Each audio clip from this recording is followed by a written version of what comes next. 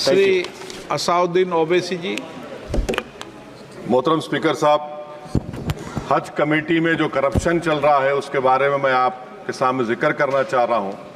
हज कमेटी के सीईओ का अपॉइंटमेंट का एडवर्टाइजमेंट 3/11/2023 को दिया गया था।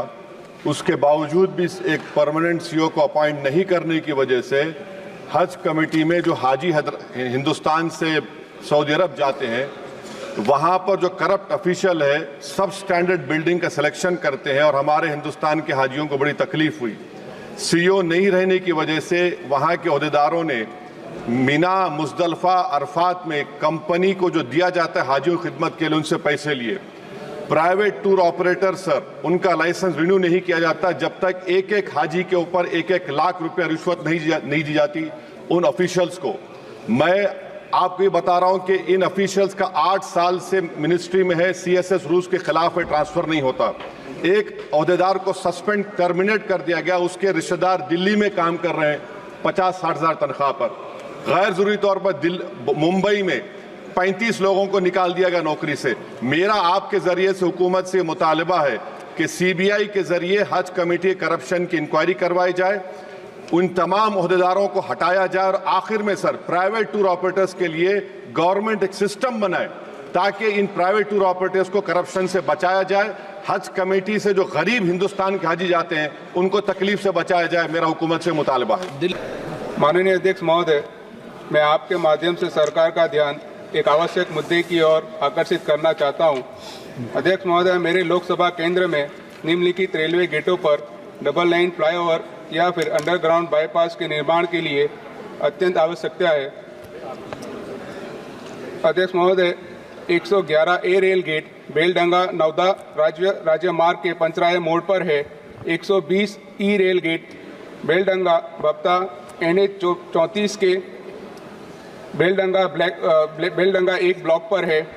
104 टी रेल गेट रेजीनगर नदिया राज्य मार्ग के रेजीनगर बेलडंगा 2 ब्लॉक पर है। अध्यक्ष महोदय, ये सभी गेट सियालदा लालगोला लाइन पर स्थित है और बार बार ट्रेन गुजरने के कारण यातायात में समस्या पैदा करते हैं। इन रेल गेट पर भीड़भाड़ के कारण आपातकालीन सेवाओं में देरी होती है जिससे जान और संपत्ति का नुकसान होता है। कई गंभीर बीमार लोगों ने इस गेट पर फंसने के कारण अपनी जान वहीं पर छोड़ दी और उन्हें अस्पताल भी नहीं पहुंचा पाए। कुछ दिनों पहले एक मकान में आग लगने की वजह से वो पूरा मकान जलकर राख हो गया क्योंकि रेल गेट बंद होने के कारण फायर ब्रिगेड को उस मकान तक पहुंचा नहीं सके।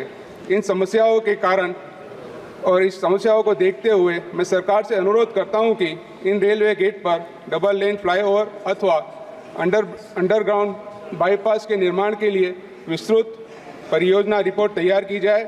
इस उद्देश्य के लिए आवश्यक धनराशि स्वीकृत की जाए जिससे कि इस समस्या का पूर्ण रूप से समाधान किया जाए। धन्यवाद अध्यक्ष महोदय। माननीय सदस्यों के कल के शून्यकाल में जिनके नाम थे उनको मैं बुलवाने की कोशिश करूंगी। आप सभी से निवेदन है कि अपनी बात को 1 मिनट के अंदर रखने की कोशिश करें। माननीय सदस्य प्लीज। माननीय सदस्य श्री एंटोनी जी,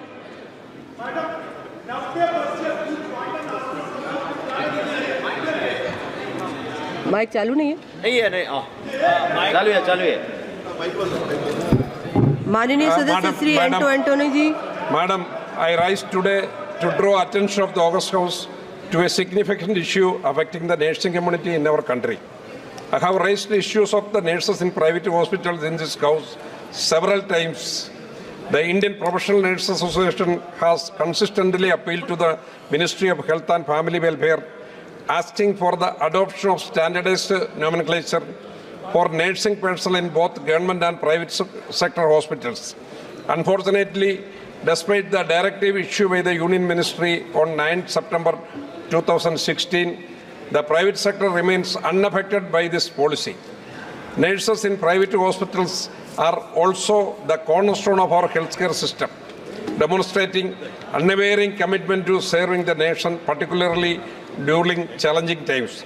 However, they encounter discrimination and lack of acknowledgement in comparison to their counterparts in government institutions.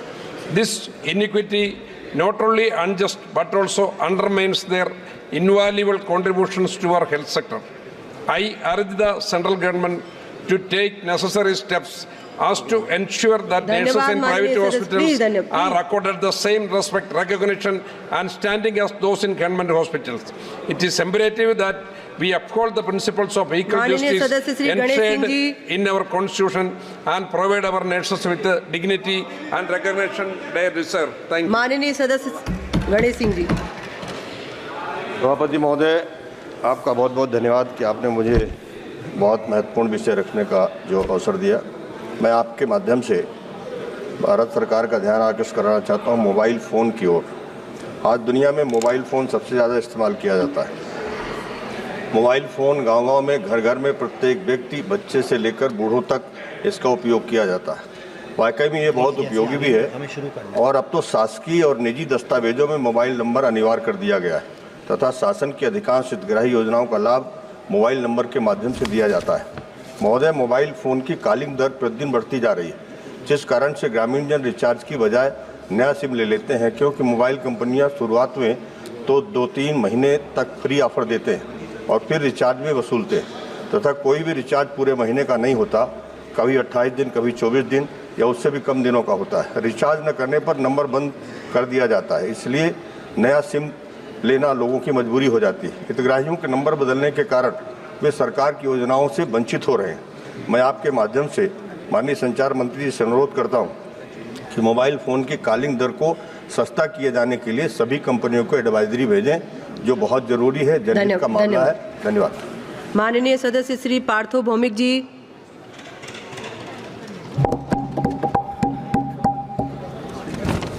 सभापति महोदय, आपको मैं धन्यवाद ज्ञापन करता हूं। आपका माध्यम से माननीय रेल मंत्री का ध्यान से ये बात मैं आकर्षित करना चाहता हूं। ये बंगाल में एक एम्स है, honourable chief minister Mamata Banerjee उसके लिए लैंड दिया था और पेशेंट के जाने के सुविधा के लिए एक स्टेट हाईवे भी उन्होंने बनाया। लेकिन दमदम एयरपोर्ट से कल्याणी एम्स हाईवे से जाने के लिए 50 मिनट लगता है, ट्रेन से जाने के लिए 1.5 घंटा लगता है। अगर रेल मंत्री ने पहले वो दमदम मेट्रो से कल्याणी एम्स तक एक मेट्रो का कोई चिंता भावना करे तो पेशेंट के लिए ये आदरणीय बात होगा। धन्यवाद। धन्यवाद। माननीय सदस्य श्री कंवर सिंह तंवर जी।